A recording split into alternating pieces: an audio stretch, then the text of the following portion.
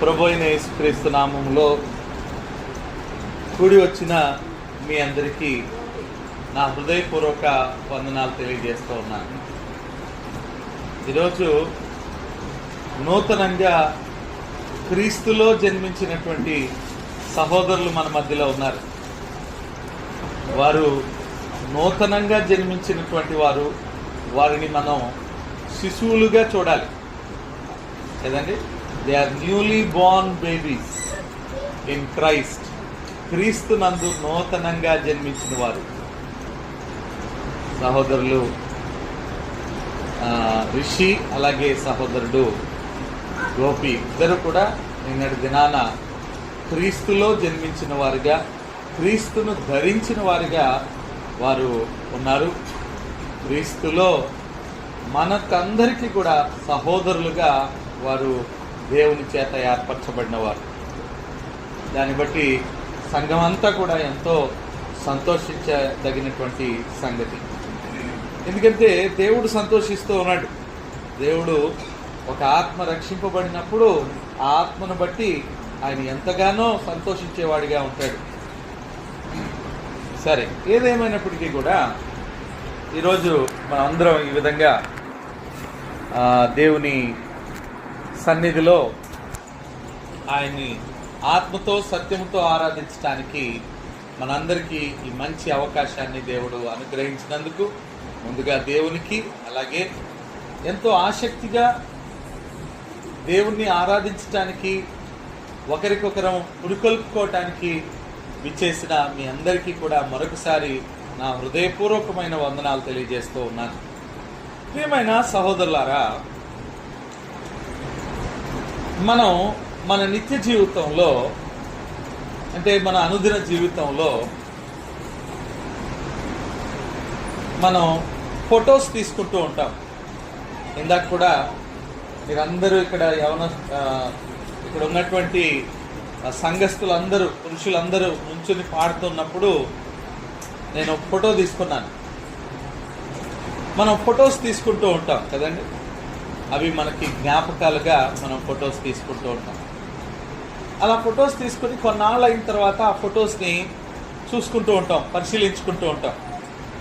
పరిశీలించుకుంటున్నప్పుడు మనం అప్పుడు అలా ఉండేవాడిని అనే మాట మాట్లాడుకుంటూ ఉంటాం. అవునా కాదా అండి? ఒక 20 సంవత్సరాల క్రితం నేను ఎలా ఉండేవాడిని అంటే ఇలా పట్టుండేది కాదు, చాలా స్లిమ్గా ఉండేవాడిని, చాలా. ఇప్పుడు ఎలా ఉన్నాను, అయ్యో ఇప్పుడు ఎలా ఉన్నాను. ఇలాగా ప్రతి ఒక్కరం కూడా ఆల్బమ్ను తీసి ఆల్బంలో ఉన్న ఫొటోస్ని చూస్తూ ఉన్నప్పుడు మన మునుపటి స్థితి ఏంటి, ఇప్పుడు స్థితి ఏంటో మనకి జ్ఞాపకం చేసుకుంటూ ఉంటాం. ఒకసారి వాటిని నెమరు వేసుకుంటూ ఉంటాం. అలాగే ఏదైనా ఒక ప్రాంతంలో మనం పుట్టి పెరిగామనుకోండి, ఆ ప్రాంతానికి మరలా మనం వెళ్ళినప్పుడు, అక్కడి నుంచి వచ్చేసిన తర్వాత చాలా ఏళ్ల తర్వాత మళ్ళీ ఆ ప్రాంతానికి వెళ్ళినప్పుడు అక్కడ చూస్తూ, అయ్యో ఇక్కడ ఇలా ఉండేది, ఇక్కడ ఇలా ఉండేది, ఇప్పుడు చాలా డెవలప్మెంట్ అయిపోయింది. ఇది అంతా భౌతిక సంబంధమైనటువంటి జీవితంలో జరిగేటువంటి కార్యక్రమం కదండి. ఇప్పుడు నేను కూడా మీ ఫోటో ఒకసారి తీయాలనుకుంటున్నాను. ఈ ఫోటో తీసిన తర్వాత ఈ ఆరాధన అయిపోయిన తర్వాతకి, ఆరాధనకు ముందుకి ఉన్నటువంటి పోలిక ఏంటో ఒకసారి పరిశీలించాలని నేను కోరుతూ ఉన్నాను.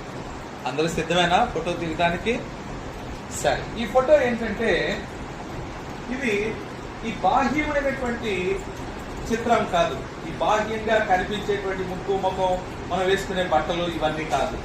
మన ఆంతరంగిక పరిస్థితి,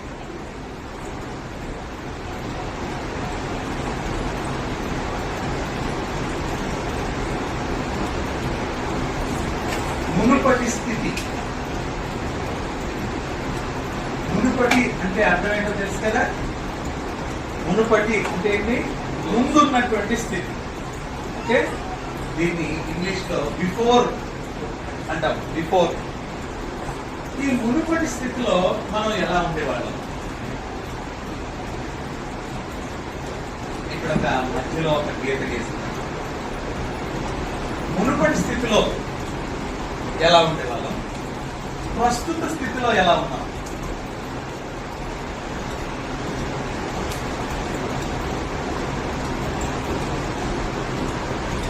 మునుపటి స్థితి ఎలా ఉండేది, ప్రస్తుత స్థితి ఎలా ఉండేది. నిన్న ఉదయానికి ముందు సహోదరులు, ఇప్పుడున్న మన మధ్యలో ఉన్న సహోదరులు రిషి గాని లేదా గోపి గాని, వాళ్ళు ఏ స్థితిలో ఉండేవాళ్ళు? మునుపటి స్థితి వాళ్ళదేది, వాళ్ళదే కాదు, ఇక్కడ ఉన్న మన అందరిది కూడా ఏ స్థితిలో మనం ఉండేవాళ్ళం, ఎలా కనిపించే వాళ్ళం? మనం క్రీస్తు లేని వారిగా ఉండేవాళ్ళం. అవునా కాదా? అవును. మునుపటి స్థితి, మునుపటి ఫోటోగ్రాఫ్ మనది చూస్తే, ఫోటోగ్రాఫ్ అంటే ఏది? ఏ ఫోటోగ్రాఫ్? ఏ ఫోటోగ్రాఫ్? పైన కనిపించే ఫోటోగ్రాఫ్ కాదు, లోపల ఫోటోగ్రాఫ్ చూస్తే మునుపటి అంటే ముందు మన ఫోటోగ్రాఫ్ ఎలా ఉండేదంటే, ఎవరు లేరు మనలో, ఎవరు లేరు? గట్టిగా చెప్పాలి, క్రీస్తు లేడు. అంటే యేసు క్రీస్తు లేని స్థితిలో ఉండేవాళ్ళం. అంటే మునుపటి స్థితిలో ఎవరు లేరు? క్రీస్తు లేని పరిస్థితి ఉండేది మనకి. అవునా? అక్కడ అపోస్తలుడైన పౌలు ఎఫెసీ సంఘానికి రాస్తూ, ఎఫెసీ సంఘంలో ఉన్నటువంటి క్రైస్తవులకు వారి మునుపటి స్థితిని, వారి ప్రస్తుత స్థితిని చక్కగా వివరిస్తూ ఉన్నాడు. వారి మునుపటి స్థితి ఎలా ఉండేదో అతను చెప్తున్నాడు. ఎఫెసీలకు రాసిన పత్రిక, ఇదంతా కూడా మనం ఎఫెసీలకు రాసిన పత్రికలో చూస్తాం. ఎఫెసీ 2వ అధ్యాయము 12వ వచనం నుంచి చదువుదామండి.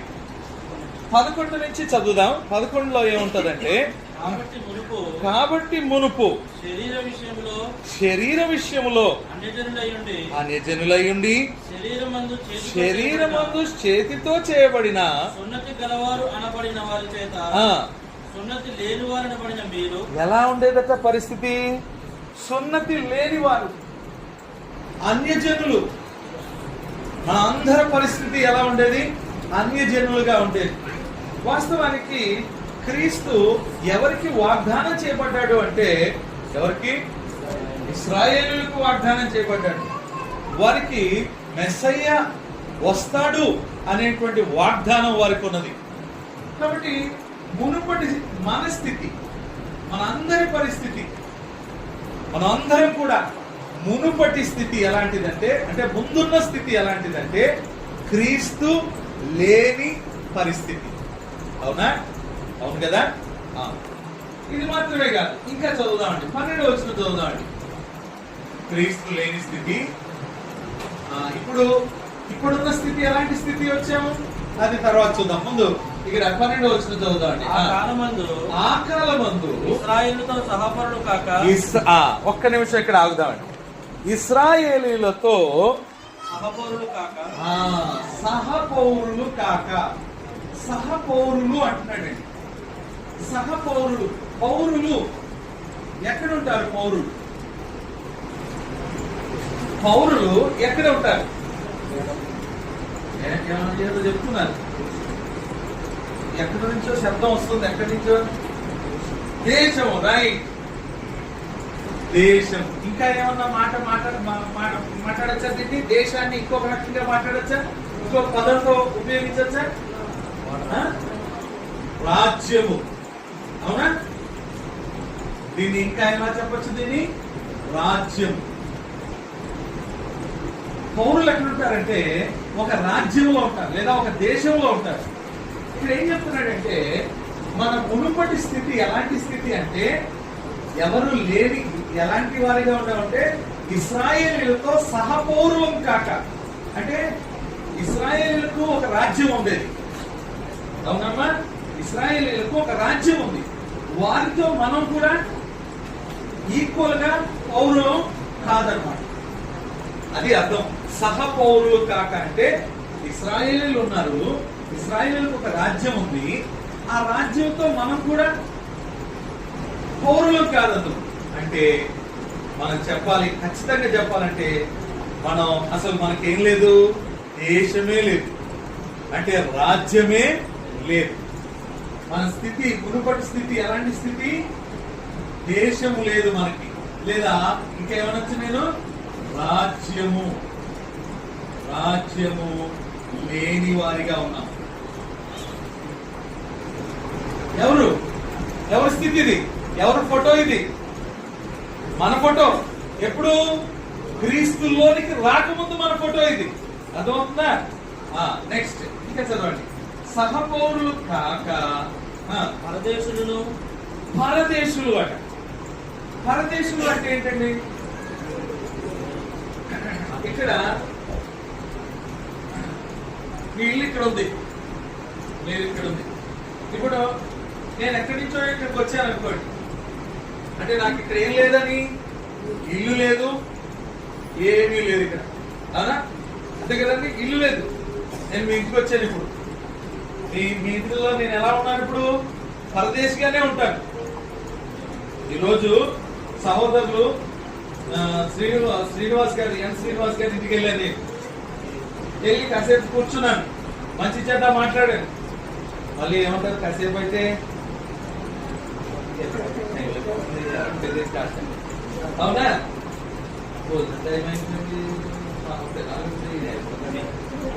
అలా అనుకోవాలండి. కానీ వాస్తవంగా అన్యజనులు ఎలా ఉండేవారంటే వాళ్ళకి రాజ్యం లేని వారిగా ఉండేవారు.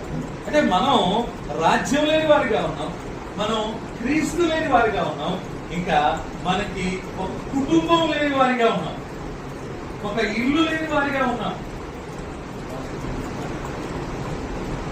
లేదా ఒక నివాసము లేని వారిగా ఉన్నాం.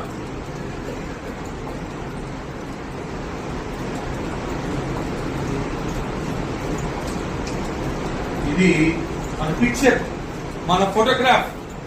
ఎప్పుడు? మునుపటి పరిస్థితి, మునుపటి స్థితిలో ఇలా ఉన్నాం మనం. ఇంకా పరదేశులను, ఇంకా వాగ్దాన నిబంధన లేని వారు. ఏం లేరు? వాగ్దాన నిబంధన లేని వారు. అంటే వీళ్ళకి ఏం లేదు? వాగ్దానం లేదు.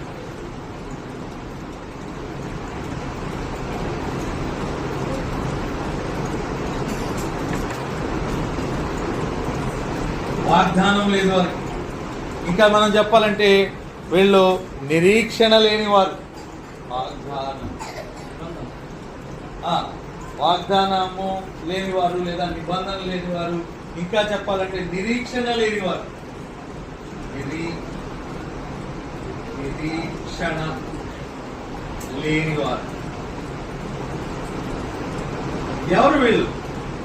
మనమే. ఇంకా చదువుదామండి. ఇంకా ఏం లేని వాళ్ళం అంట. లోకమందు దేవుడు లేని వారిని. లాస్ట్ ఎవరు లేరు మనకి? దేవుడు లేని వారు. ఇది మన యొక్క పూర్వపు పిక్చర్ ఏంటి? మన పాత ఆల్బమ్ చూస్తే, దేవుడు ఒకసారి తన దగ్గర ఉన్నటువంటి ఆల్బమ్, మన పరిస్థితిని చూడాలనుకున్నాడు అనుకోండి అని ఒకసారి తన ఆల్బమ్ ని తెరిచాడు అనుకోండి. తెరిస్తే మనం ఎలా ఉండేవాళ్ళగా కనిపిస్తాము? అప్పుడు బాగా సన్నగా, అప్పుడు చాలా నాజుగ్గా, లేదా చాలా అందంగా అలా కనిపిస్తామా? దేవునికి మన ఆత్మీయ స్థితి దేవునికి ఎలా కనిపిస్తుందంటే క్రీస్తు లేని వారిగా మనం ఉన్నామట. అలాగే ఇంకా ఏం లేని వారిగా ఉన్నాం? ఒక రాజ్యము లేని వారిగా ఉన్నాం, ఒక కుటుంబము లేదా ఒక ఇల్లు లేని వారిగా ఉన్నాం మనం.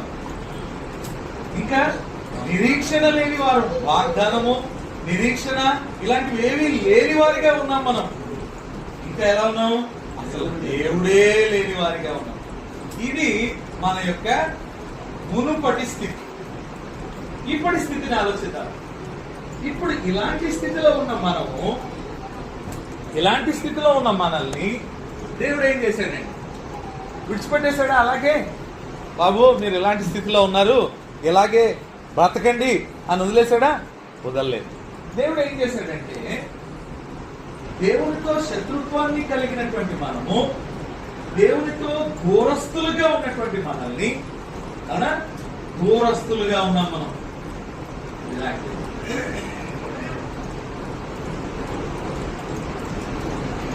దూరస్తులుగా ఉన్న మనల్ని యేసుక్రీస్తు యొక్క శిలువ మరణము ద్వారా,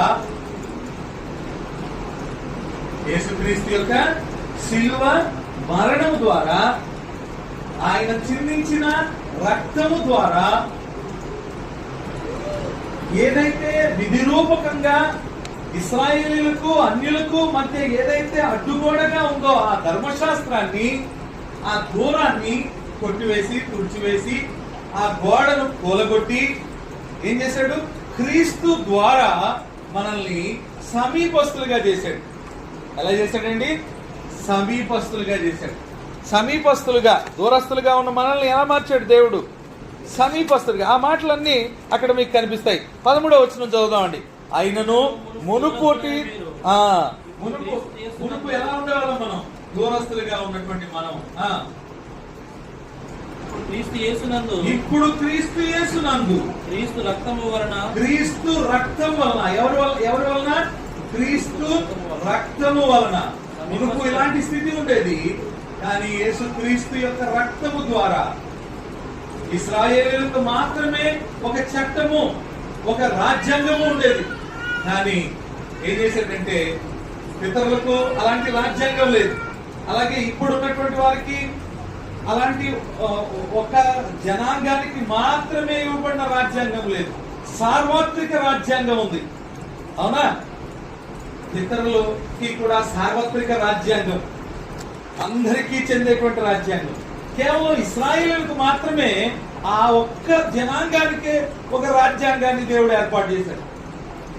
ఆ రాజ్యాంగం ఏం చేస్తుందంటే మనల్ని దూరస్తులుగా చేస్తుంది, మనల్ని దేవుడు లేని వారిగా చేస్తుంది. కనుక ఆ విధిరూపకమైనటువంటి ఆజ్ఞలతో కూడిన ధర్మశాస్త్రాన్ని ఏం చేశాడు? ఆయన కొట్టివేశాడు. ఎలా కొట్టివేశాడు? శిలువ మరణము ద్వారా, మేకులతో శిలువకు దాన్ని కొట్టి ఆయన రక్తం ద్వారా మనల్ని ఏం చేశాడంటే తన బిడ్డలుగా, దేవుని యొక్క కుమారులుగా ఆయన క్రీస్తు ద్వారా మనల్ని ఏర్పాటు చేసుకున్నాడు. కాబట్టి ఇప్పుడు మనం ఎవరు? క్రీస్తును కలిగిన వారం. మనం చూడండి, అప్పుడున్న స్థితి ఎలాంటిది, ఇప్పుడున్న స్థితి ఏంటి? అర్థమైందా? అప్పుడు మీకు క్రీస్తు లేడు, కానీ ఇప్పుడు మీరు క్రీస్తు నందున్నారు. మీరు క్రీస్తును ధరించారు. మీరు ఎలా ధరించారు? మీరు క్రీస్తుని ఏ రోజైతే క్రీస్తు మాటలకు లోబడ్డారు, క్రీస్తు ఆజ్ఞాపించినటువంటి ఆజ్ఞలకు విధేయత చూపారు, ఆ రోజు మీరేం చేశారంటే క్రీస్తు రక్తములో కడగబడ్డారు. అవునా? తండ్రి అయిన దేవుడు పరలోకంలో నుండి ఇదిగో ఈయనైనా ప్రియ కుమారుడు, ఈయన మాట వినండి అని చెప్పాడు.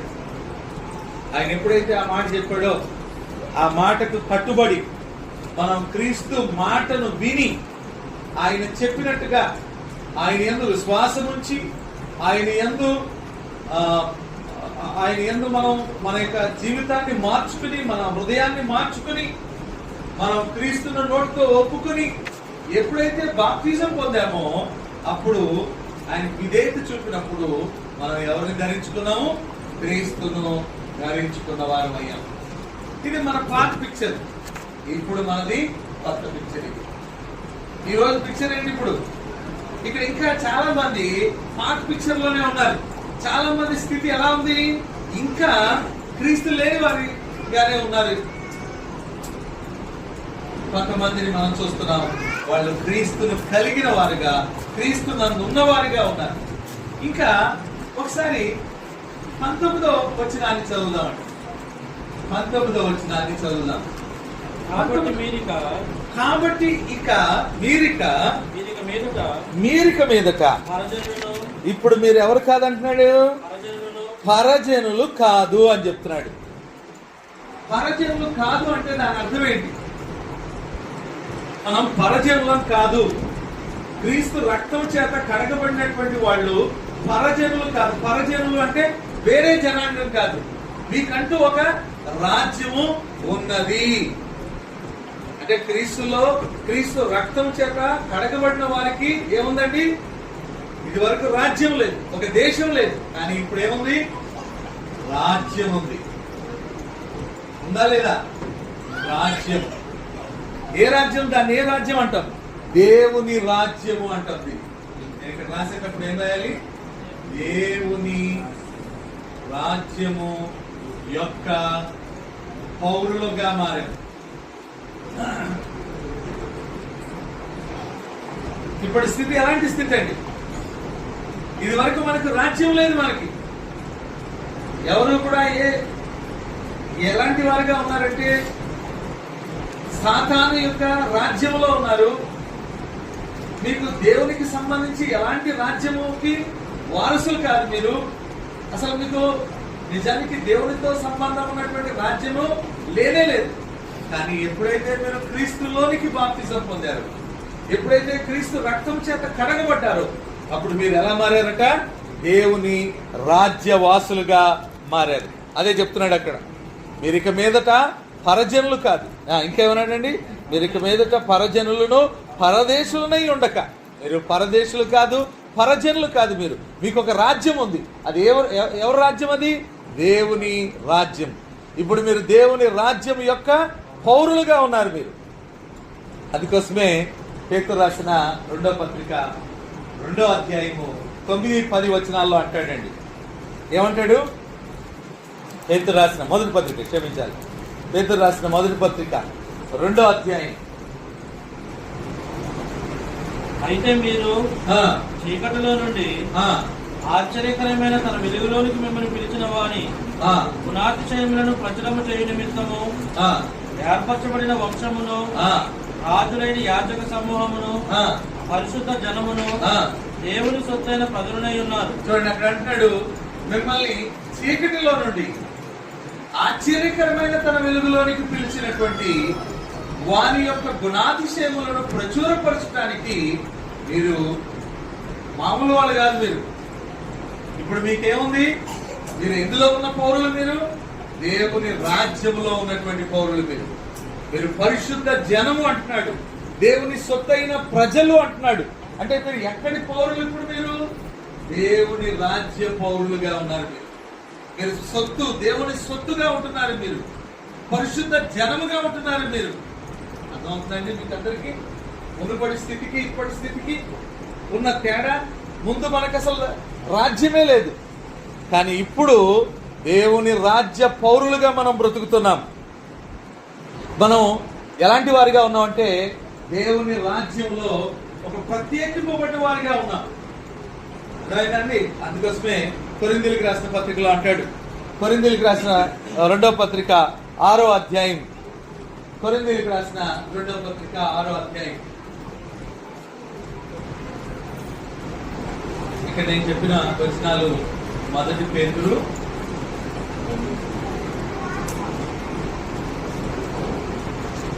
2వ అధ్యాయము 9వ వచనం, అలాగే ఎఫెసీ 2వ అధ్యాయం 19వ వచనం. అలాగే ఇప్పుడు నేను చెప్తున్న మాటలు ఎక్కడున్నాయి? కొరింథీయులకు రాసిన 2వ పత్రిక 6వ అధ్యాయము వచనం 19వ వచనమా? 17 చదువుదాం. అక్కడ ఏమంటున్నాడండి? 16-17. మనము జీవము గల దేవుని ఆలయమై ఉన్నాము. అందుకు దేవుడు ఎలాగూ సెలవిచ్చుచున్నాడు, నేను వారిలో నివసించి సంచరింతును, వారి దేవుడునై ఉందును, వారు నా. ఎవరి ప్రజలు? మనం ఇప్పుడు దేవుని రాజ్యానికి చెందిన వారు. అంటే ఎవరి పౌరులం? మనం దేవునికి సంబంధించిన పౌరులం. మనం ప్రత్యేకింపబడిన వారు. మనము ప్రతిష్ఠిత జనం. మనము పరిశుద్ధ జనము. ఇది దేవుడు మనకిచ్చినటువంటి గౌరవం. ఒకప్పుడు దేశం లేని, రాజ్యం లేని స్థితిలో ఉండేవాళ్ళం మనం, అన్యులుగా. మన పూర్వపు స్థితి అది. కానీ దేవుడు యేసుక్రీస్తు ద్వారా మనల్ని ప్రత్యేకపరిచినాడు. దేవుడు మనల్ని ఒక నూతన సృష్టిగా చేశాడు. మనల్ని ఎలా అన్నాడండి? క్రీస్తునందున్నవాడు నూతన సృష్టి, పాతవి గతించెను, ఇదిగో క్రొత్తవాయను. కాబట్టి నిన్ను క్రొత్తగా చేశాడు ఆయన, నిన్ను ప్రత్యేకపరుచుకున్నాడు ఆయన, నిన్ను పరిశుద్ధపరుచుకున్నాడు ఆయన. ఇంకా చదివితే అక్కడ మనకు కనిపిస్తుందండి, కావున మీరు వారి మధ్య నుండి బయలు వెళ్ళి ప్రత్యేకముగా ఉండుడి, అపవిత్రమైన దాన్ని ముట్టకుడని ప్రభువు చెప్పుచున్నాడు. మరియు నేను మిమ్మల్ని చేర్చుకుందును, మీకు తండ్రినై ఉందును, మీరు నాకు కుమారులను కుమార్తెలనై ఉందురని సర్వశక్తి గల ప్రభువు చెప్పుచున్నాడు. అంటే మనల్ని పవిత్రపరుచుకున్నాడు ఆయన, మనల్ని ఏం చేశాడండి, ప్రతిష్ఠించుకున్నాడు ఆయన. కాబట్టి ఈ సంగతిని మనం మర్చిపోకూడదు.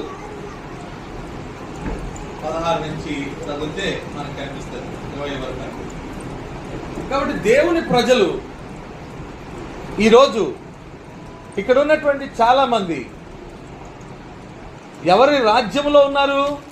దేవుని రాజ్యములో వారు ఉన్నారు, వారు ప్రత్యేకింపబడిన వారుగా ఉన్నారు. ఇంకా మనం ఆలోచన చేస్తే దేవుని రాజ్యంలో ఉన్నవారు ఒక అధికారానికి లోబడేటువంటి వారు, అంతే కదండి. ఇప్పుడు రాజ్యానికి ఎవరుంటారు? రాజు ఉంటాడు. మరి దేవుని రాజ్యానికి రాజు ఎవరంటే క్రీస్తు. కాబట్టి ఎవరి అధికారానికి లోబడిన వారు?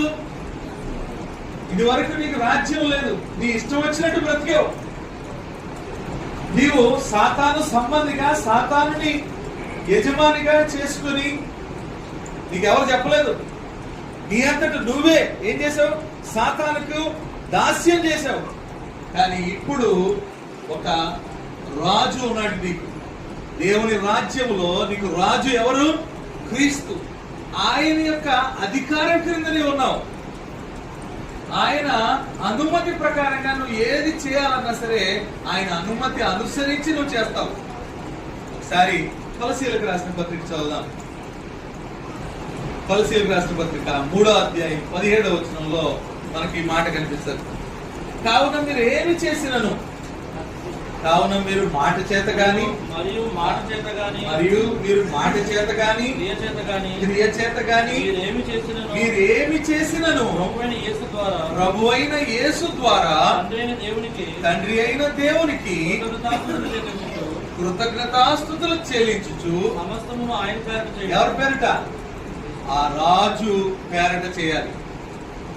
అంటే నువ్వు ఎప్పుడైతే రాజ్యంలోనికి వచ్చావో అప్పుడు నీకే దేని క్రిందకు వచ్చావు? నువ్వు అధికారం క్రిందకు వచ్చావు. నువ్వు ఇప్పుడు నువ్వు ఎలా పడితే అలా జీవించడానికి లేదు,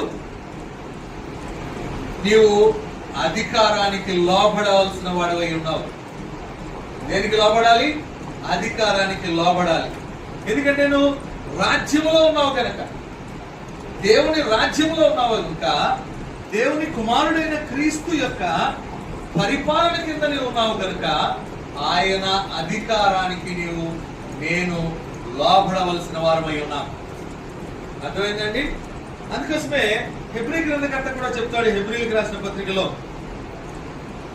హెబ్రీలకు రాసిన పత్రిక 5వ అధ్యాయం 9వ వచనాన్ని మనం చదివితే, హెబ్రీలకు రాసిన పత్రిక 5వ అధ్యాయం 9వ వచనంలో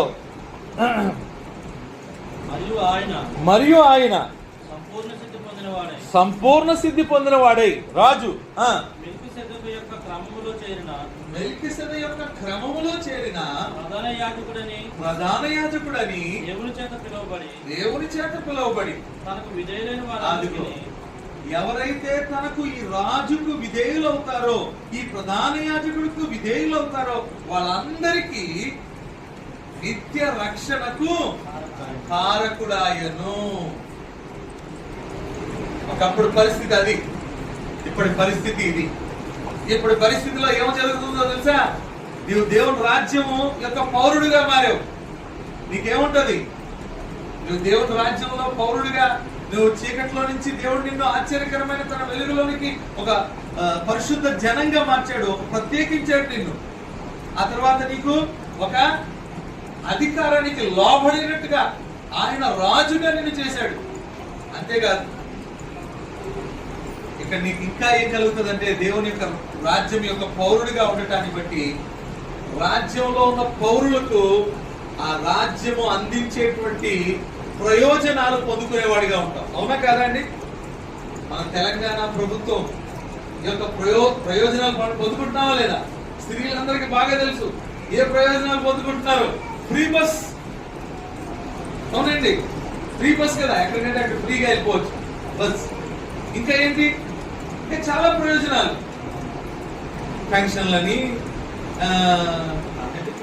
కరెంట్ బిల్ ఫ్రీ. చూసారా?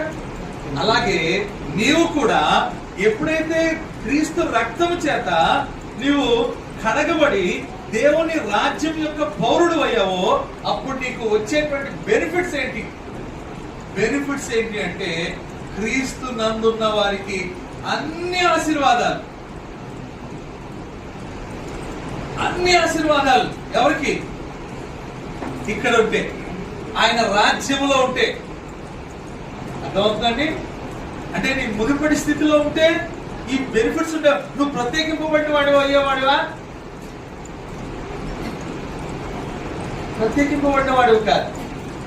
నువ్వు ప్రతిష్ఠిత జనమా? కాదు. అలాగే నీకు రాజు ఉండేవాడా? లేడు. నీవు అధికారానికి లోబడే పరిస్థితి ఉండేదా? లేదు. నీకు ఈ బెనిఫిట్స్ ఉండేవా? ఈ ప్రయోజనాలు ఉండేవా? లేదు. ఇప్పుడు బెనిఫిట్స్ పొందుకుంటున్నావు. క్రీస్తులో ఉండడాన్ని బట్టి నువ్వు పొందుకునే బెనిఫిట్స్ ఏంటంటే ఎఫెసీయులకు రాసిన పత్రిక 1వ అధ్యాయం 3వ వచనంలో ఎంతో చక్కగా చెప్తున్నాడు నువ్వు పొందుకునే బెనిఫిట్స్.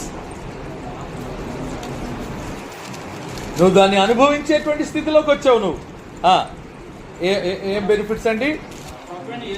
మన ప్రభు అయిన యేసుక్రీస్తు యొక్క తండ్రి యొక్క దేవుడు స్తుతింపబడునుగాక. ఆయన క్రీస్తునందు పరలోక విషయములలో ఆత్మ సంబంధమైన అదిగో ప్రతి ఆశీర్వాదమును మనకేం అనుగ్రహిస్తున్నాడట? ప్రతి ఆశీర్వాదం. ఈ ప్రతి ఆశీర్వాదాన్ని పొందేటువంటి అర్హత నీకు ఎప్పుడు వచ్చింది? ఇక్కడ ఉన్న అర్హత, ఇక్కడ ఉన్న అర్హత క్రీస్తులో లేనప్పుడు లేదు నీకు అర్హత. నీ ముందు పిక్చర్ లో లేదు నీకు అర్హత. కానీ ఎప్పుడైతే క్రీస్తులో కడగబడ్డావో, క్రీస్తు రక్తం చేత నూతన పరచబడ్డావో అప్పుడు నీకు ప్రతి ఆశీర్వాదం, పరలోక సంబంధమైన ఆత్మ సంబంధమైన ప్రతి ఆశీర్వాదానికి నీవు అర్హుడుగా మారావు. ఒకప్పుడు ఇంకా మనం జాగ్రత్తగా ఆలోచిస్తే ఒకప్పుడు మనం సహపౌరులంగా ఉండేవాళ్ళం కాదు. సహపౌరులు అంటే ఏంటి? ఎలా ఉండేది? సమానత్వం లేదు మనకి. కానీ ఇప్పుడు మన అందరము ఎలా ఉన్నామంటే సహపౌరులుగా ఉన్నాం. ఇందులో యూదుడని, గ్రీకు దేశస్థుడని, స్త్రీ అని, పురుషుడనే భేదం లేదు. గలతీయులకు రాసిన పత్రిక 3వ అధ్యాయం 28వ వచనాన్ని మనం చూస్తే ఈ ఆశీర్వాదం ఎంత గొప్ప ఆశీర్వాదం చూడండి. 3వ అధ్యాయం గలతీయులకు రాసిన పత్రిక 28వ వచనంలో ఇందులో యూదుడని, గ్రీకు దేశస్థుడని లేడు, దాసుడని, స్వతంత్రుడని లేడు, పురుషుడని, స్త్రీ అని లేదు, యేసుక్రీస్తునందు మీరందరూ ఒక్కటిగా ఉన్నారు. ఇప్పుడు చూసారండి, దేవుని రాజ్యంలో ఎలా ఉన్నాం మనం? క్రీస్తును రాజుగా పొందుకున్నాం. ఒక ప్రత్యేకమైన జనాంగముగా, పరిశుద్ధ పరచబడిన వారిగా, దేవుని సొత్తుగా ఉన్నాం మనం. ఇంకా ఎలా ఉన్నాం? ఒక రాజు మనకున్నాడు. ఆయన అధికారానికి లోబడే వారిగా ఉన్నాం మనం. ఆ తర్వాత ఆ రాజ్య నివాసులు అయిన తర్వాత ఆ రాజ్య నివాసులకు వచ్చేటువంటి మేలులను, ఆశీర్వాదాలను పొందుకునే వారిగా ఉన్నాం. అంత మాత్రమే కాకుండా మనం అందరితో ఎలాంటి వారం? ఇప్పుడు నేను, మీరు మనం సమానమా కాదండి? ఇందులో ఏమైనా హెచ్చుతగ్గులు ఉన్నాయండి? స్త్రీ అని, పురుషుడనే భేదం ఉందా? యూదుడని, గ్రీకు దేశస్థుడని, అన్యుడని ఇలాగేదైనా భేదాలు ఉన్నాయా? ఏ రకమైన భేదాలు లేదు. అందరము ఈక్వాలిటీ. ఇది ఎప్పుడు వచ్చిందండి? ఎక్కడికి వచ్చిన తర్వాత ఈ ఈక్వాలిటీ వచ్చింది? క్రీస్తులోనికి వచ్చినప్పుడు వచ్చింది. ఇవి మన ప్రెసెంట్ పిక్చర్. చాలా మంది అనుకుంటారు నా పాత పిక్చరే బాగుంది అనుకుంటున్నారు చాలా మంది. పాత పిక్చర్ లో ఏం లేదు, మనకి క్రీస్తు లేడు. పాత పిక్చర్ లో మనకి ఒక రాజ్యం లేదు. ఆ పిక్చర్ లో మనకి ఆశీర్వాదాలు లేవు. ఆ దాంట్లో మనకి ఏం లేవు, రాజు లేడు. ఆ దాంట్లో మనం ప్రత్యేకింపబడిన వారంగా దేవుడు మనల్ని చూడట్లేదు. ఇంకా మనం ఆలోచన చేస్తే క్రీస్తు రాజ్యంలో, దేవుని రాజ్యముల యొక్క పౌరులం అయిన తర్వాత మనకు ఉండేటువంటి మరొక బెనిఫిట్ ఏంటంటే మనం దేవుని యొక్క మహిమను పొందుకునే వాగ్దానాన్ని కలిగిన వారిగా ఉన్నాం. ఏం పొందుకునే వాగ్దానం అండి మనకుంది? దేవుని మహిమను పొందుకునే వాగ్దానం మనకుంది. ఈ వాగ్దానం ఇక్కడ వీళ్ళకుందా? వీళ్ళకి లేదు. పేతురు రాసిన మొదటి పత్రిక 1వ అధ్యాయం 10వ వచనం చదువుదాండి. పేతురు రాసిన మొదటి పత్రిక 1వ అధ్యాయం 10వ వచనం. మీకు కలుగు ఆ కృపను గురించి ప్రవచించిన ప్రవక్తలు ఈ రక్షణను గురించి పరిశీలించుచు తమయందున్న క్రీస్తు ఆత్మ క్రీస్తు విషయమైన శ్రమను గురించి వాటి తర్వాత కలగబో మహిమను గురించి ముందుగా సాక్ష్యం ఇచ్చినప్పుడు చూడండి ఏం కలుగుతాయట? మహిమ. ఎప్పుడు అది? రాబోయేటువంటి కాలంలో దేవుడు అనుగ్రహించేటువంటి మహిమ. చదవండి పూర్తిగా. ముందుగా సాక్ష్యం ఇచ్చినప్పుడు ఆ ఆత్మ ఏ కాలమును ఎట్టి కాలమును సూచించుచున్నదో వచ్చునో దాన్ని విచారించి పరిశోధించిరి. క్రీస్తు ఆత్మ క్రీస్తు విషయమైన శ్రమల గూర్చియు వాటి తర్వాత కలగబోవు మహిమలను గూర్చియు. ఈ వాగ్దానము కేవలం క్రీస్తు రాజ్యములో ఉన్న వారికి మాత్రమే అది లభిస్తుంది. We have a promise of glory. మనము మహిమ పొందుకునే వాగ్దానము కలిగిన వారిగా మనం ఉన్నాం. ఎవరు? దేవుని రాజ్యం యొక్క పౌరులకు ఆ వాగ్దానం ఉంది. అర్థమవుతుందండి? కొరింథీయులకు రాసిన మొదటి పత్రికలో చదివితే 15వ అధ్యాయము 24వ వచనంలో కూడా ఈ మాట చెప్తున్నాడు. కొరింథీయులకు రాసిన మొదటి పత్రిక 15వ అధ్యాయము 24వ వచనం. అటు తర్వాత ఆయన సమస్తమైన ఆధిపత్యమును సమస్తమైన అధికారమును బలమును కొట్టివేసి తన తండ్రి అయిన దేవునికి రాజ్యము అప్పగించును. అప్పుడు అంతము వచ్చును. ఏం అప్పగిస్తారంటున్నాడు? ఎవరిని అప్పగిస్తారంటున్నాడు? రాజ్యాన్ని అప్పగిస్తారంటున్నాడు. ఆ రాజ్యము దేవుని యొక్క రాజ్యం. ఆ రాజ్యంలో నీవు నేను పౌరులుగా ఉన్నట్లయితే మనం తండ్రితో కూడా మహిమ పొందే వారిగా ఉంటాం. ఆ మహిమ ఈ స్థితిలో మనకు లభిస్తుంది. క్రీస్తును కలిగిన వారికి కలుగుతుంది. దేవుని రాజ్యం యొక్క పౌరులకు కలుగుతుంది, మిగిలిన వారికి కలుగుతుంది. అర్థమవుతుందండి? ఇప్పుడు చూద్దామండి. నెక్స్ట్ మనం మునుపటి స్థితిని చూస్తే మనకేం లేదని చెప్తున్నాం? కుటుంబం లేదని చెప్తున్నాం. ఇప్పుడు మరలా ఎఫెసీ 2:19 చదువుదామండి. కాబట్టి ఇక మీదట మీరు పరజనులను పరదేశులనై ఉండక పరిశుద్ధులతో ఏక పట్టణస్థులను. అదిగో మీకేం లేదు, ఇదివరకు ఏం లేదు. ఇప్పుడు ఇదివరకు ఏం లేదు, ఏముండేది కాదు, మీకు కుటుంబం ఉండేది కాదు, ఇల్లు ఉండేది కాదు. కానీ ఇప్పుడు ఎవరి ఇల్లు? మీకు కుటుంబం ఉంది, మీరు ఒక ఇంటి వారు. అర్థమైందండి? ఇల్లు అంటే మీరు జ్ఞాపకం చేసుకోవాల్సిన విషయం ఒకటి ఉందండి. ఇప్పుడు ఇక్కడ దేవుని ఇంటి వారు.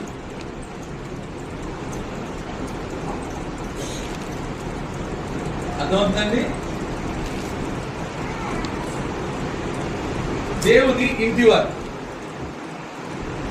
దేవుని ఇంటివారం అంటే ఏమన్నా ఉపయోగం ఉందంటారా? ఏమీ ఉపయోగం లేదా? చెప్పండి. దేవుని ఇంటి వారం అయితే ఉపయోగం ఉందండి, ఉపయోగం లేదండి చెప్పాలి. ఉందంటారా? చూడండి,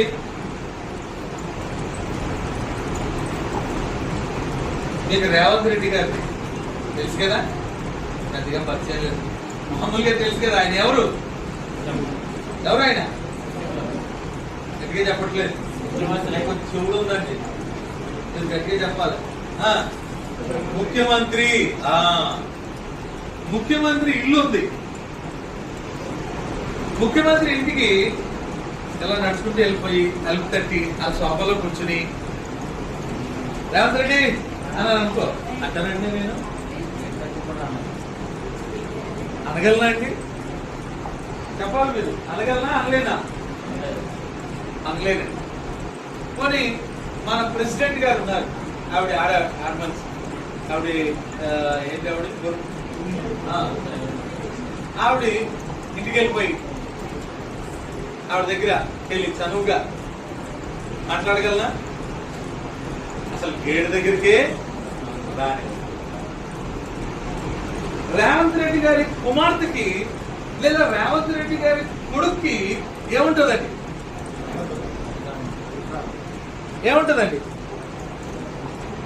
నాకులాగా నేను వెళ్తే ఎలాగైతే అడ్డుకుంటారో రేవంత్ గారు కుమారుడిని అడ్డుకుంటారా? కుమార్తెని అడ్డుకుంటారా? అది నీవు దేవుని ఇంటివాడు అవుతే నీకేం కలుగుతుంది తెలుసా? దేవుడు, ఆయన నీకు దేవుడు మాత్రమే కాదు, ఆయన నీకు ఎవరవుతారు? తండ్రి. అర్థమవుతుందండి? ఇంటి వారికి ఉన్న ప్రాముఖ్యత ఏంటంటే, నీవు దేవుని యొక్క సముఖానికి చక్కగా ఆయన ఏమని పిలుస్తున్నాం? మనం ఏమని పిలుస్తున్నాం? ఈరోజు ఎవరైతే క్రీస్తులో ఉన్నారో, ఎవరైతే ఈ ప్రస్తుత స్థితిలో క్రీస్తును కలిగి ఉన్నారో వారు దేవుణ్ణి ఎలా పిలుస్తున్నారు? తండ్రి పిలుస్తున్నారా లేదా? ఎందుకు ఎలా పిలుస్తున్నారు? ఇదివరకు ఇక్కడ ఏం లేదు, కుటుంబం లేదు, ఇల్లు లేదు, కానీ ఇప్పుడు ఏముంది? ఇప్పుడు స్థితి, ఇప్పుడు పిక్చర్, ఇప్పుడు ఫోటో. ఏమై రిషి, ఈ రోజు పిక్చర్ ఎలా ఉందో తెలుసా? అప్పుడు పిక్చర్ ఎలా ఉండేది, ఇప్పుడు పిక్చర్ ఎలా ఉందమ్మా? రిషియే కాదు, మనందరం కూడా. ఇప్పుడు పిక్చర్ ఎలా ఉందో తెలుసా? దేవుని ఇంటి వాడు నువ్వు. ఇప్పుడు దేవుడి దగ్గరికి, దేవుడిని ఎలా పిలుస్తావు నువ్వు? డాడీ, తండ్రి అని పిలుస్తావు. రోమీలకు రాసిన పత్రిక, రోమీలకు రాసిన పత్రిక 8వ అధ్యాయం, రోమీలకు రాసిన పత్రిక 8వ అధ్యాయం 15వ వచనాన్ని మనం చదువుదామండి. రోమీలకు రాసిన పత్రిక 8వ అధ్యాయము 15వ వచనం. ఏలయనగా మరలా భయపడుటకు, భయపడాల్సిన అవసరం లేదు. ఇప్పుడు సీఎం ఇంటికి వెళ్ళడానికి సీఎం కూతురు భయపడుతుందా? రాష్ట్రపతి కుమారుడు రాష్ట్రపతి ఇంటికి వెళ్ళడానికి భయపడతారా? భయపడడు. అలాగే ఇక్కడ కూడా చెప్తున్నాడు అనమాట, ఏలయనగా మరలా భయపడుటకు మీరు దాస్యపు ఆత్మను పొందలేదు. మనం దాసులం కాదు, మనం ఎవరమాట? దత్తపుత్రాత్మను పొందితిరి. ఆత్మ కలిగిన వారై, ఆత్మ కలిగిన వారమైన మనము అబ్బా తండ్రి అని ఏం పిలుస్తున్నాం? ఇప్పుడు మనం స్పెషల్ రిలేషన్ వచ్చింది మనకి. ఏమొచ్చింది ఇప్పుడు? ప్రత్యేకమైనటువంటి సంబంధాన్ని ఏర్పరచుకున్నాం మనం. ఏంటి ఆ సంబంధం? అబ్బా తండ్రి. ఇది ఎవరికి మాత్రమే దొరుకుతుందండి? ఎవరికి మాత్రమే ఉంటుంది? క్రీస్తును కలిగిన వారికి మాత్రమే. అర్థమవుతుందండి? క్రీస్తును కలిగిన వారికి మాత్రమే దేవుణ్ణి దేవుడుగా మాత్రమే కాకుండా ఆయనతో ఎలాంటి బంధాన్ని ఏర్పరచుకుంటాం మనం? దేవుడిగా మాత్రమే కాదు, ఆయన తండ్రి అని పిలుస్తున్నాం మనం. అర్థమవుతుందండి? ఇది ఎక్కడుంది ఈ మాట? ఇప్పుడు చదివిన మాట రోమీయులకు రాసిన పత్రిక, రోమా 8వ అధ్యాయము 15. ఇంకొక వచనం చదువుదాం అండి, ఇంకొక వచనం చదువుదాం. యోహాన్ రాసిన మొదటి పత్రిక, యోహాన్ రాసిన మొదటి పత్రిక చదువుదాం. 3వ అధ్యాయం, యోహాన్ రాసిన మొదటి పత్రిక 3వ అధ్యాయం మొదటి వచనం చదువుతాను చూడండి. మనము దేవుని పిల్లలమని పిలువబడినట్లు తండ్రి మనకెట్టి ప్రేమ అనుగ్రహించెనో చూడుడి. మనము దేవుని పిల్లలమే. This is the relation we have with God. దేవునితో ఇలాంటి సంబంధాన్ని కలిగిన వారిగా ఉన్నాం మనం. ఎప్పుడు? క్రీస్తును కలిగినప్పుడు. ఏ రోజైతే నువ్వు క్రీస్తుని కలిగావో, క్రీస్తును ధరించుకున్నావో, ఆ రోజు నుంచి నీవెవరు అయ్యావు? దేవుని పిల్లలుగా మారావు. ఆయన నీకు తండ్రి. కాబట్టి ప్రియమైన దేవుని సంగమా, ఈ ప్రత్యేకమైన సంబంధాన్ని ఏర్పరచుకున్నావు నువ్వు. కాబట్టి నీ ప్రస్తుత స్థితి ఇలా ఉందా, ఇలా ఉందా ఒకసారి ఆలోచించుకోవాలి. అర్థమైందండి? ఇప్పుడు నువ్వు ఏ స్థితిలో ఉన్నావో ఒకసారి ఆలోచించుకోవాలి. నువ్వు దేవుడు ఇంటివాడిగా ఉన్నావా, అసలు ఇల్లే లేని వాడిగా ఉన్నావా? ఇల్లే లేని వాడిని ఏమంటారు తెలుసా? దిక్కుమాలనోడు అంటారు. అవునా కాదండి? అంటే ఎక్కడ దిక్కు లేదు, ఆయనకి ఎవరు లేరు. కానీ ఇక్కడ వీడికి ఎవరున్నారు? తండ్రి ఉన్నాడు. మనం ఎవరు ఇప్పుడు? రిషి, అలాగే గోపి, అలాగే నేను, అలాగే కొండలరావు గారు, అలాగే బి శ్రీనివాస్ గారు, ఎన్ శ్రీనివాస్ గారు, ఇక్కడ ఉన్న వాళ్ళందరూ ఎవరండి? దేవుని పిల్లలం. మనం దేవుని పిల్లలం. దేవుని పిల్లలం అయితే దేవునితో నేరుగా మనం ఏం చేయగలం? ఆయన కృపాసనం యొద్దకు వెళ్ళగలం. ఈ అవకాశం మనకు ఉంటుందా, ఉండదా అండి? ఒకసారి చదువుదాం. ఎఫెసీయులకు రాసిన పత్రిక 2వ అధ్యాయం 18వ వచనం చదువుదాం అండి. ఆయన ద్వారానే మనము ఉభయులము ఒక్క ఆత్మయందు ఎక్కడికి చేరగలుగుతున్నాం మనం? మనకి దొరికేటువంటి దేవుని ఇంటి వారిగా అవ్వటం వల్ల ఎవరి దగ్గరికి చేరగలుగుతున్నాం మనం? తండ్రి దగ్గరకు చేరగలుగుతున్నాం. అర్థమవుతుందండి? గ్రీకు దేశస్తులు కావచ్చు, యూదులు కావచ్చు, అన్యులు కావచ్చు, ఎవరైనా సరే, ఏ రోజైతే నువ్వు క్రీస్తును ధరిస్తావో, ఏ రోజైతే క్రీస్తులోనికి వస్తావో, అప్పుడు నువ్వు దేవుని దగ్గరికి చేరగలవు. You have an access to God. దేవునితో సంబంధ బాంధవ్యాలను కలిగిన వాడిగా ఆయన కృపాసనం యొద్దకు మనం చేరేవారిగా ఉంటాం. ఇదే విషయాన్ని హెబ్రీ గ్రంథకర్త ఎలా రాస్తున్నాడంటే, హెబ్రీలకు రాసిన పత్రిక 4వ అధ్యాయము 16వ వచనాన్ని మనం చదువుదామండి. హెబ్రీలకు రాసిన పత్రిక 4వ అధ్యాయం 16వ వచనం. గనుక మనము కనికరింపబడి సమయోచితమైన సహాయము కొరకు కృప పొందునట్లు ధైర్యముతో కృపాసనం యొద్దకు చేరుదాం. ఇప్పుడు మనకి భయం ఉందా? భయం ఉందా అండి? ఎన్నో వస్తున్నాండి? దేవుని దగ్గరికి వెళ్ళాలంటే భయంగా లేదు. ఎందుకంటే రక్తంతో కడగబడిన వారం కనుక, క్రీస్తు మనల్ని దూరస్తుల నుంచి సమీపస్తులుగా మార్చాడు కనుక, మనం నేరుగా కృపాసనం దగ్గరకు వెళ్ళే అవకాశం ఉంది. ఈ ప్రస్తుత స్థితిలో క్రీస్తును కలిగిన వారిగా ఉండటం వల్ల. ఇంకా చూద్దామండి, మనకు కుటుంబంలో తండ్రి ఉన్నాడు. తండ్రి మాత్రమే కాదు, మనకి ఒక జ్యేష్ఠుడు ఉన్నాడు. అంటే ఎవరు? ఒక సహోదరుడు ఉన్నాడు. చూడండి, ఒక ఇంట్లో అన్న లేదా అక్క వాళ్ళు ఉన్నారనుకోండి, ఏం జరుగుతుంది? ఎవరైనా మన మీదకి వస్తున్నారనుకోండి, ముందు ఎవరు అడ్డుపడతారండి? ఇప్పుడు కొండలరావు గారు ఉన్నారు. కొండలరావు గారికి అన్నదమ్ములు ఉంటారు. కొండలరావు మీదకి నేను ఇలాగా రొమ్మించుకుని వెళ్ళిపోతున్నాను అనుకోండి, అక్కడ కూర్చున్న వాళ్ళ అక్క ఆవిడ గమ్ము నా వైపు ఏం ఎలా చూస్తుంది, ఏంటి మా తమ్ముడి మీదకి ఎలా వచ్చేస్తున్నాడు, ఏమ్మా అంటారా అనరా? అవునా? అంటే జ్యేష్ఠులకు ఉండేటువంటి పరిస్థితి ఎలా ఉంటుందంటే వాళ్ళు మనల్ని కాపాడేటువంటి ఆలోచన కలిగిన వారుగా ఉంటారు.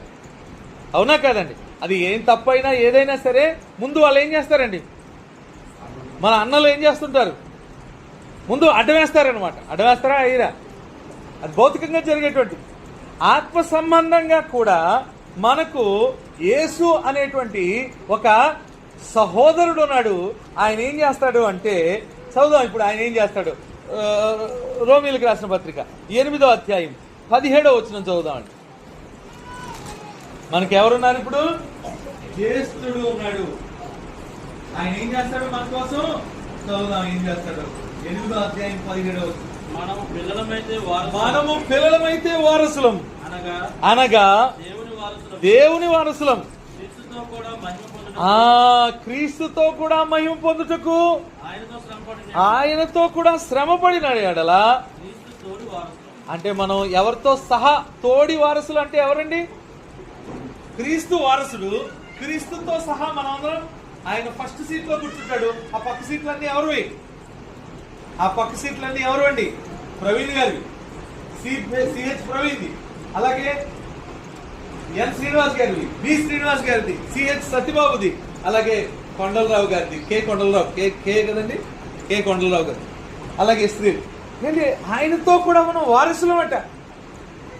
ఆయన మనకు జ్యేష్ఠుడు. ఇంకా ఇక్కడే 8వ అధ్యాయంలోనే 29వ వచనం చదవండి. 29వ వచనం. ఎందుకనగా తన కుమారుడు అనేక సహోదరులలో జ్యేష్ఠుడు అని అంటే దాని అర్థం ఏంటండి? ఇప్పుడు ఇంట్లో ఎంతమంది పిల్లలు అని అడిగారు అనుకోండి, మా అబ్బాయి పేరు మా పెద్ద అబ్బాయి అన్నామంటే ఇంకా ఎవరున్నారు? ఏమన్నారు? ఏమండి ప్రవీణ్ గారు, జి ప్రవీణ్ గారు, మీ అమ్మగారిని అడిగా అనుకోండి, అమ్మ మీ పిల్లలు అంటే మా పెద్ద అబ్బాయి అమెరికాలో ఉంటాడు అంటే పెద్ద అబ్బాయి అని ఇంకా ఎవరు ఉంటారు?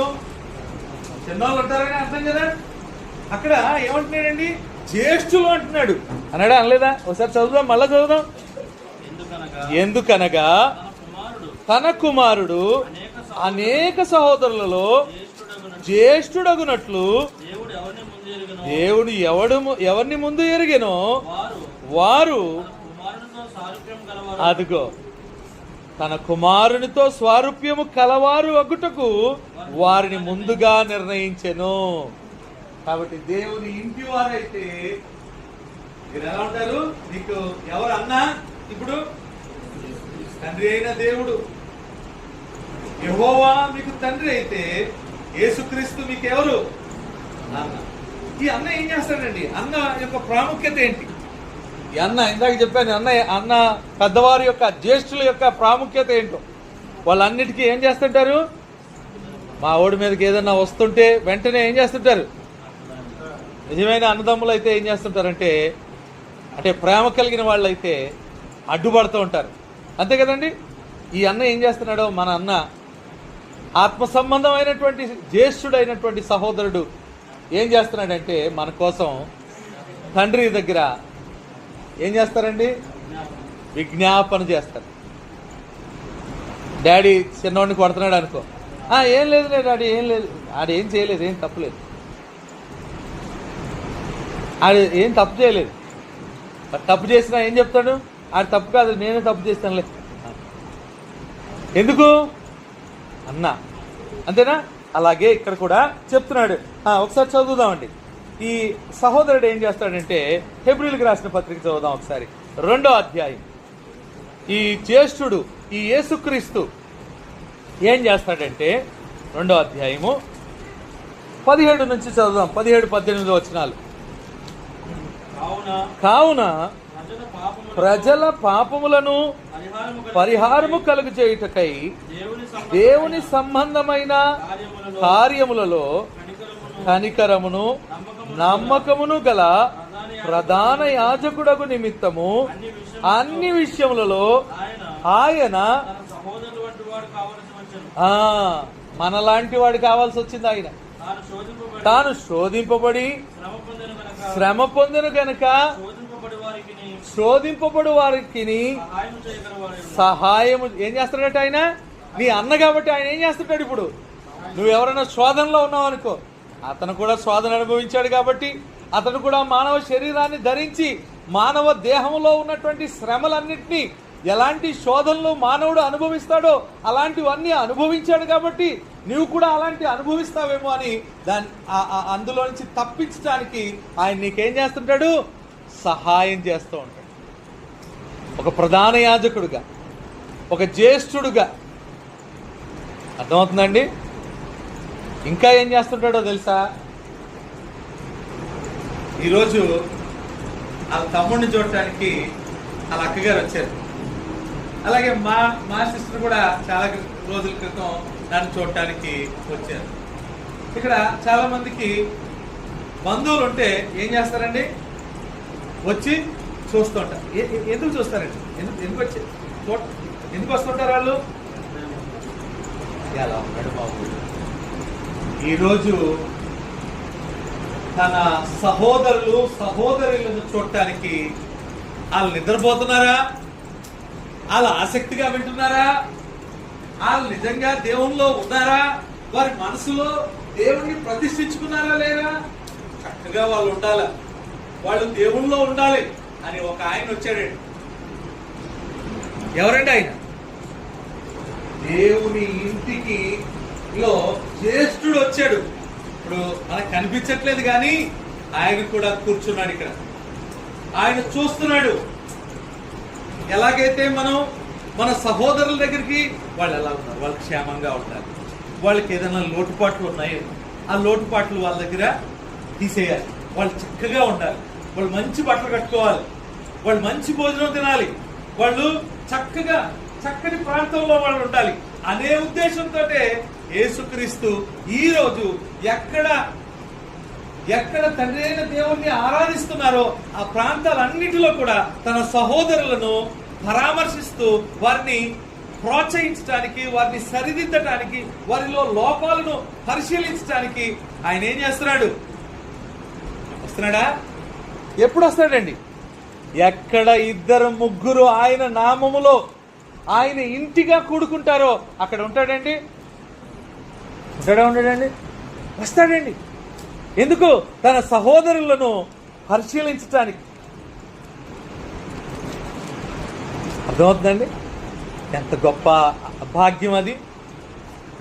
ఆ భాగ్యం ఇక్కడ ఉంటే క్రీస్తులో లేకపోతే దొరుకుతుందా? క్రీస్తులో లేకపోతే ఈ భాగ్యం, యేసుక్రీస్తు మన దగ్గరకు వచ్చి మనతో కూడా ఆరాధనలో పాల్గొని ఆరాధనలో అందుకునేటువంటి పరిస్థితి కదా. ఇక్కడ అసలు కుటుంబమే లేదు కదండి అప్పుడు మన పాత పిక్చర్లో కదా. కానీ ఇప్పటి పిక్చర్లో ఎవరు వస్తున్నారు? మన జ్యేష్ఠుడు మన తరపున వాదిస్తున్నాడు. మనం ఒక్కొక్కసారి ప్రార్థన చేయడం రాకపోతే మన తరపున దేవునికి ఏం చేస్తున్నాడు? విజ్ఞాపన చేస్తున్నాడు. అప్పుడు వాడికి సరిగ్గా రాదు. అలాగే మనం ఏదైనా శోధనలో ఉన్నప్పుడు మన కోసం ఏం చేస్తున్నాడు? మనల్ని తప్పించడానికి ఆలోచన చేస్తున్నాడు మన ప్రధాన యాజకుడు, మన జ్యేష్ఠుడు. అర్థమవుతుందండి? ఇంకా మనం ఆలోచన చేస్తే ఇది మాత్రమే కాదు, దేవుని ఇంటిలో ఉన్నవారు కలిగేటువంటి గొప్ప భాగ్యం ఏంటంటే వాళ్ళకి ఎవరుంటారు? లోకం అందంతటా కూడా సహోదరులు ఉంటారా? రక్త సంబంధికులు ఒకళ్ళో ఇద్దరు ఉండొచ్చు, కానీ క్రీస్తునందున్న వారికి ఎంతమంది సహోదరులు ఉంటారండి? ఎక్కడికి వెళ్ళినా సరే, రావులపాలెం వెళ్ళామనుకోండి, నాకు రావులపాలెంలో ఎవరు తెలీదా? ఎందుకు తెలీదు? అక్కడ క్రీస్తు కుటుంబం ఉంది. క్రీస్తు కుటుంబం ఏది? దేవుని ఇల్లు. నేను దేవుని ఇంటి వాడిని అయితే అక్కడ నాకు ఎవరుంటారు?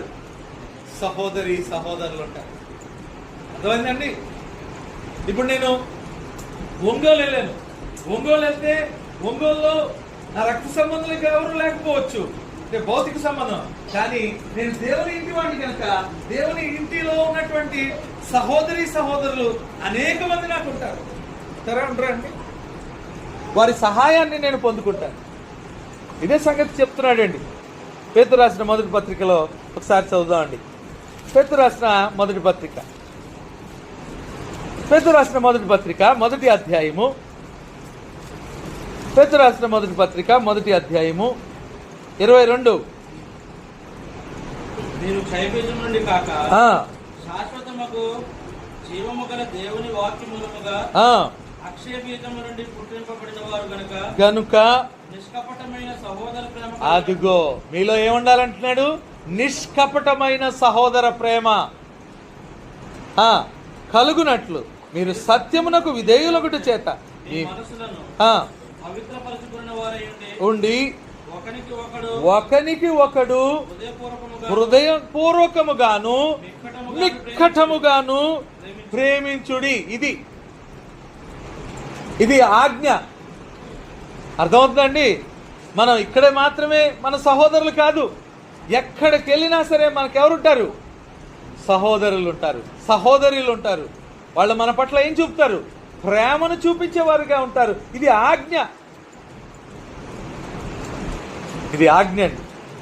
అలాగే ఇదే పేతురు రాసిన పత్రిక 3వ అధ్యాయము 8వ వచనం కూడా చదవండి. తుదకు మీరందరూ ఏక మనస్కులై ఒకరి సుఖ దుఃఖముల యందు ఒకరు పాలుపడి సహోదర ప్రేమ కల వారును కరుణాచిత్తులను వినయ మనస్కులనై ఉండుడి. దేవుడు ఆజ్ఞాపిస్తున్నాడండి ఇలా ఉండాలని.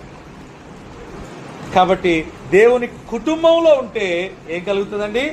ఈ భాగ్యం మనకు దొరుకుతుంది.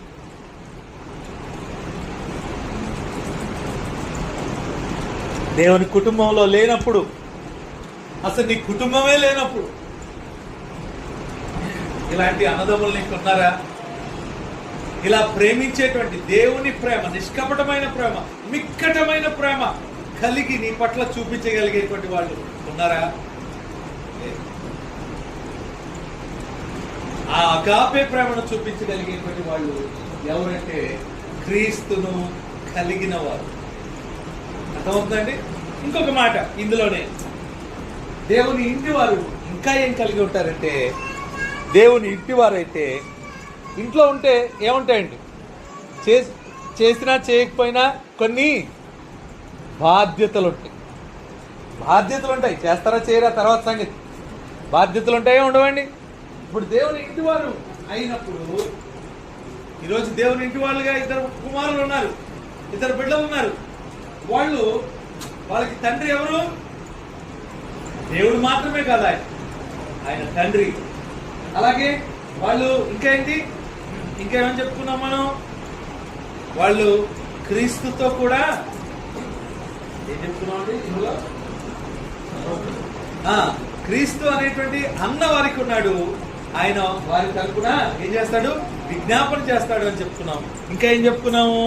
సహోదరులు ఉంటారు అని చెప్పుకున్నాము. అలాగే దేవుని ఇంటి వారైతే వారికి కొన్ని బాధ్యతలు ఉంటాయి. ఏముంటాయి? బాధ్యతలు. ఇప్పుడు దేవుని ఇంటి వారైన మనందరి పట్ల బాధ్యతలు ఉన్నాయా లేదా? లేవండి? ఉన్నాయండి? ఉన్నాయా లేవా? ఎలా ఊపుతున్నారు అంటే ఉన్నాయి అనుకోవాలా లేవనుకోవాలా అర్థం కావట్లేదు. ఎందుకంటే ఈ తెలుగు వాళ్ళు ఏది అడిగినా ఇలా అంటారు. అంటే అది అవునా కాదనా అర్థం కాదు. అది కదండి, చాలా తెలివిగా అంటే ఏంటి అది అడి తిప్పుతున్నాడు ఇటు తిప్పుతున్నాడు తెలియదు. కాబట్టి ఇక్కడ ఏమంటున్నాడంటే ఇంటి వారికి బాధ్యతలు ఉంటాయి. ఆ బాధ్యత ఏంటంటే సువార్తను ప్రకటించే బాధ్యత. సువార్తకు విధేయత చూపడమే కాకుండా సువార్తను అనేకులకు చెప్పేటువంటి బాధ్యత. యేసుక్రీస్తు యొక్క మాట విని, ఇదిగో ఈయనే నా ప్రియకుమారుడు, ఈయన యందు నేను ఆనందించుచున్నాను అని చెప్పినటువంటి క్రీస్తు మాటకు లోబడి, ఆయన మాటకు బట్టి సర్వలోకానికి వెళ్ళి సర్వ సృష్టికి ఏం చెప్పేటువంటి బాధ్యత ఉంది. ఇప్పుడు దేవుని ఇంటి వాళ్ళైతే మీరు సువార్త ప్రకటించే బాధ్యత మీకుంది, ఇంటివారైతే. ఆ తర్వాత ఇది ఇక్కడ క్లోజ్ చేద్దామండి. ఇది అయిపోయింది కదా. ఇప్పుడు వాగ్దానం లేని, అంటే నిరీక్షణ లేని వారు ఎవరు? ఏ పిక్చర్ ఇది? పూర్వ పిక్చర్, అది మునుపటి పిక్చర్. ఇప్పుడు పిక్చర్లో ఎలా ఉన్నాం? మనకి నిరీక్షణ ఉందా? ఉందా లేదండి నిరీక్షణ? క్రీస్తులోకి వచ్చిన వాళ్ళకి నిరీక్షణ ఉందా? ఏ నిరీక్షణ ఉందండి? బిల్డింగ్ కడతామని నిరీక్షణ, ఎకరాల ఎకరాల పొలం కట్టామని నిరీక్షణ. మరి ఏం నిరీక్షణ ఉంది మనకి? లేకపోతే మనం మంచి ఉన్నత స్థితిలో ఉంటామని నిరీక్షణ. ఏ నిరీక్షణ ఉంది మనకి? ఒకసారి చెప్పండి. పరలోక రాజ్యం. మనకి ఎలాంటి నిరీక్షణ ఉందని చెప్తున్నాడంటే అపోస్తలుడైన పౌలు రోమీయులకు రాసిన పత్రిక 15వ అధ్యాయము 13వ వచనంలో ఆయన అంటున్నాడండి. రోమీయులకు రాసిన పత్రిక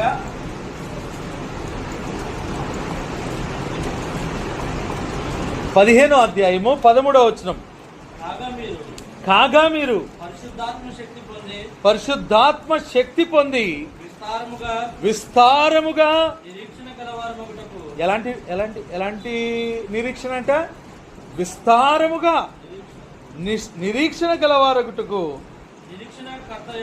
నిరీక్షణకర్తయగు దేవుడు విశ్వాసము ద్వారా సమస్త ఆనందముతోను సమాధానముతోను మిమ్మును నింపును గాక. మీకు విస్తారముగా నిరీక్షణ గలవారగుటకు. ఎలాంటి నిరీక్షణ అట? మామూలు నిరీక్షణ కాదు, విస్తారమైన నిరీక్షణ. ఇప్పుడు క్రీస్తులో ఉంటే విస్తారమైన నిరీక్షణ.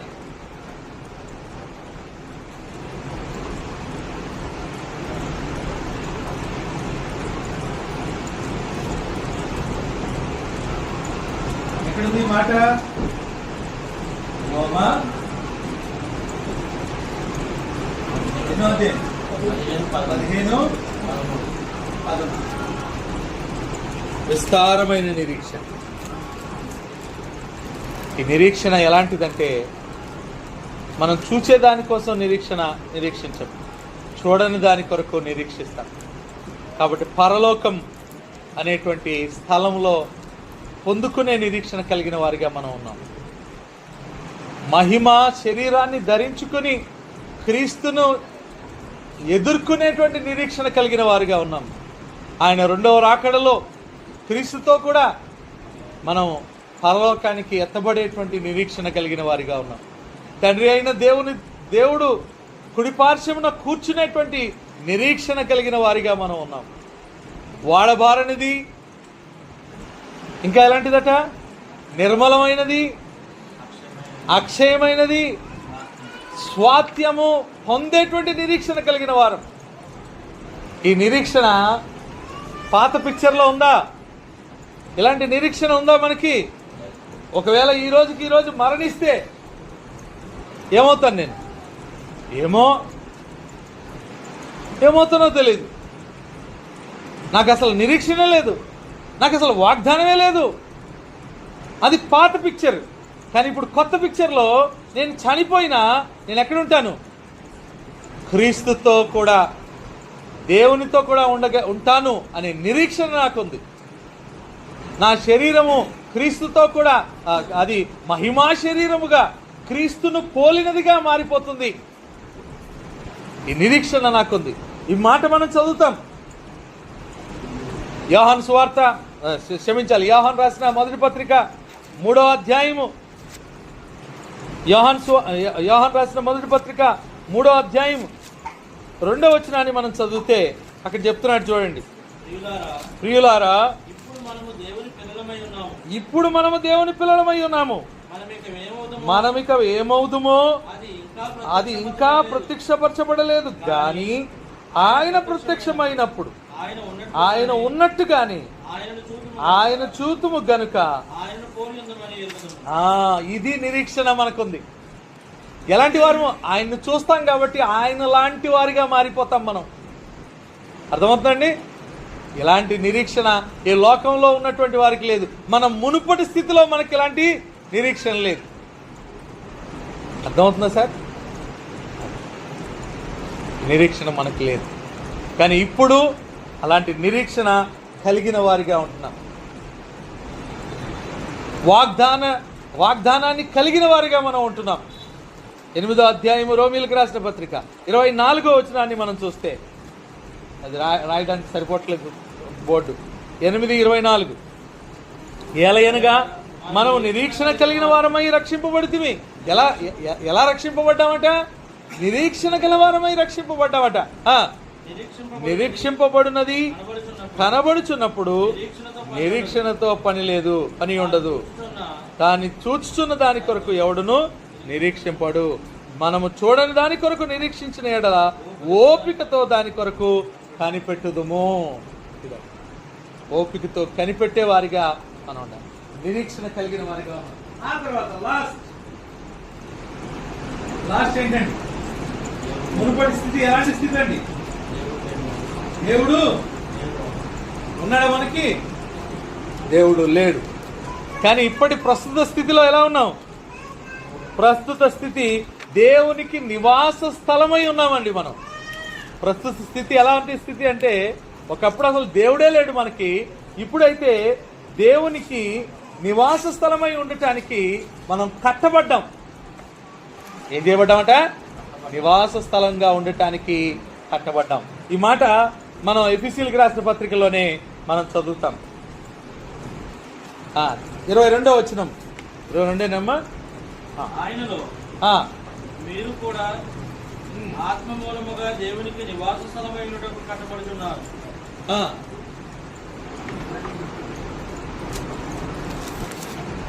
దేవునికి నివాస స్థలమైనటకు నివాస స్థలం.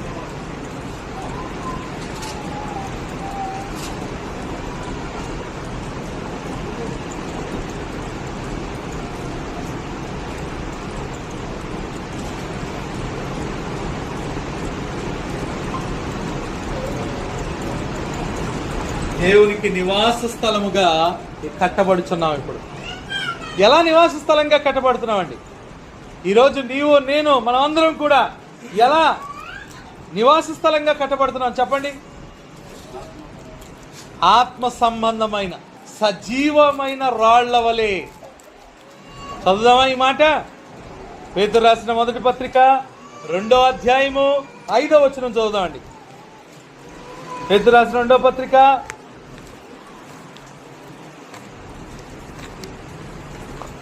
2వ అధ్యాయము 5వ వచనం చదవండి. యేసుక్రీస్తు ద్వారా దేవునికి అనుకూలములకు ఆత్మ సంబంధమైన బలులను అర్పించుటకు, పరిశుద్ధ యాజకులుగా ఉండుటకు మీరును. అదిగో మనం అందరం కూడా మనం దేవుని నివాస స్థలం అయ్యేటట్టుగా మనం అందరం సజీవమైన రాళ్ల వలె, నిర్జీవమైన రాళ్లలా కాదు, సజీవమైన రాళ్లలాగా మనం కట్టబడుతున్నామట. ఒకప్పుడు దేవుని లేనివాడిగా ఉండే మనం ఇప్పుడు దేవునికి నివాస స్థలం అవుతున్నాం. మనం అందరం కూడా ఒక సజీవమైన రాళ్ల వలె. సజీవమైన రాళ్ళు. ఈ సజీవమైన రాళ్ళు ఒక పునాది మీద కట్టబడుతున్నారు. ఏ పునాది అంటే అది క్రీస్తు అనే పునాది. ఆయన వేసిన పునాది. అపోస్తులు దాని మీద కట్టినటువంటి పరిస్థితి. వేయబడినది తప్ప వేరొక పునాది ఎవడును వేయ నేరడు అని చెప్పాడండి. ఆ పునాది క్రీస్తే. ఆ క్రీస్తు అనే పునాది మీద కట్టబడుతున్నాం మనం సజీవమైన రాళ్లగా. క్రీస్తు ఎలా ఉన్నాడంటే పునాది రాయి. ఇక్కడ మేస్త్రీలు ఉన్నారు, వాళ్ళు ఏం చేస్తారంటే ఫస్ట్ ఒక కార్నర్ స్టోర్ వేస్తారు, అది మూలరాయి అంటారు దాన్ని. ఆ క్రీస్తు మూలరాయి, దాన్ని ఆధారం చేసుకుని ఏం చేస్తారు? మిగిలిన కట్టడం అంతా కడతారు. అవునా? దాన్ని బేస్ చేసుకుని అది ఎలా ఉందో దాని క్రమంగా అటువైపు ఇటువైపు 4 మూలలు కూడా దేన్ని ఆధారం చేసుకుని నిర్మాణం జరుగుతుంది? ఆ పునాది రాయి, ఆ మూలకు తలరాయి, తృణీకరింపబడిన రాయి. ఇశ్రాయేలీయులు తృణీకరించారు, చాలా మంది రోమా ప్రభుత్వం వారు తృణీకరించారు. కానీ ఆ యేసుక్రీస్తు ఆ తృణీకరింపబడిన రాయే మూలకు తలరాయిగా ఉంది. ఆ రాయికి జత చేస్తూ అపోస్తులు కట్టుకుంటూ వచ్చారు. అలాంటి సజీవమైన రాళ్లతో మనం దేవునికి నివాస స్థలముగా కట్టబడుచున్నాము అంటున్నాడు. We are being built. ఈరోజు దేవుడు చూస్తున్నాడు, కడుతున్నాడు ఆయన. అర్థమైందండి? ఒకసారి చదువుదామండి. కొరింథీయులకు రాసిన పత్రిక, మొదటి పత్రిక 3వ అధ్యాయం 9. ముగించేస్తాను, ఎక్కువసేపు తీసుకోను.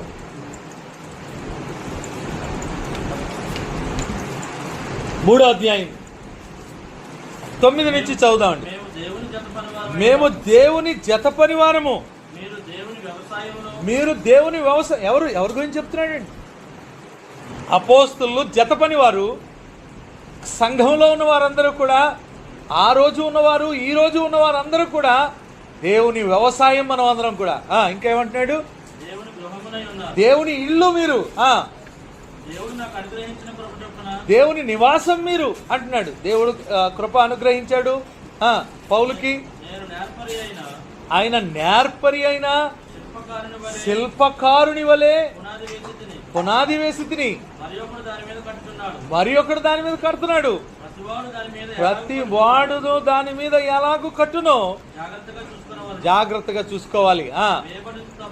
వేయబడినది తప్ప వేరొక పునాది ఎవ్వరు కూడా వేయనేరరు. ఈ పునాది ఎవరు? యేసుక్రీస్తు. అది మూలకు తలరాయి. దాన్ని ఆధారం చేసుకునే అపోస్తులు కట్టారు. అలాగే కట్టబడాలి. అలాగే సంఘము, ఈ సార్వత్రిక సంఘము దేవుని నివాస స్థలంగా ఈరోజు కట్టబడుతూ ఉన్నది. ఈ సంగతి మనం మర్చిపోకూడదండి. కాబట్టి నీవెవరు?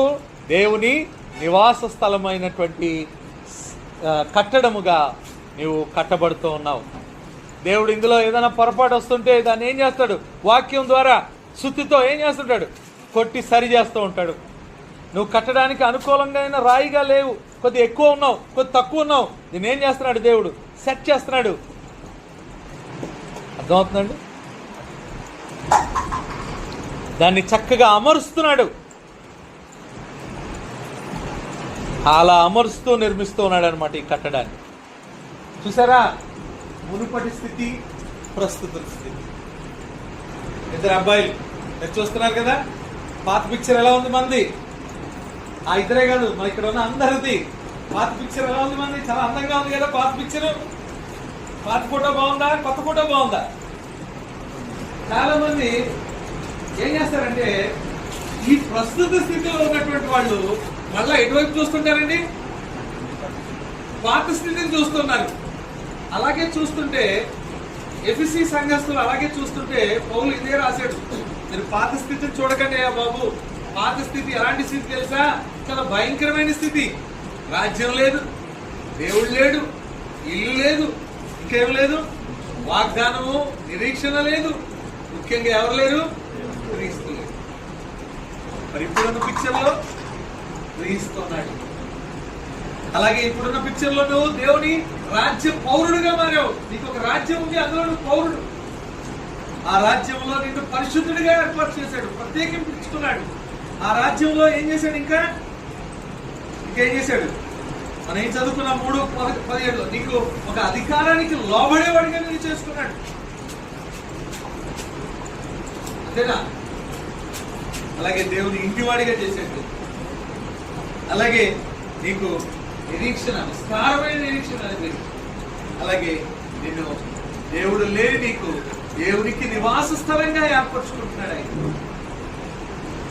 ఇంత గొప్ప భాగ్యం, ఇంత గొప్ప స్థితిని విడిచిపెట్టి మరలా పాత స్థితికి వెళ్దామా?